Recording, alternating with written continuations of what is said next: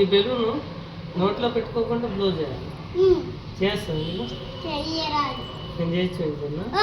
దానికోసం మనకు కావాల్సింది ఏంటంటే వెనిగర్, కొంచెం బేకింగ్ సోడా. బేకింగ్ సోడా ఇందులో పోతాము.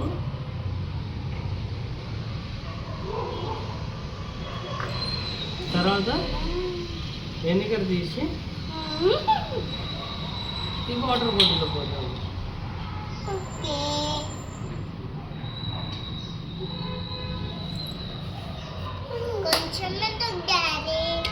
కొంచెం సరిపోతుంది. తర్వాత మనం ఈ బేకింగ్ సోడా ఉన్న బెలూన్ని బాటిల్కి పెడతాం.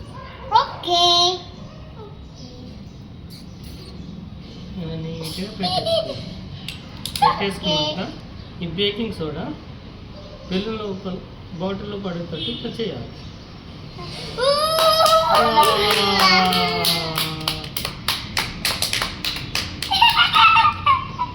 వచ్చింది కదా.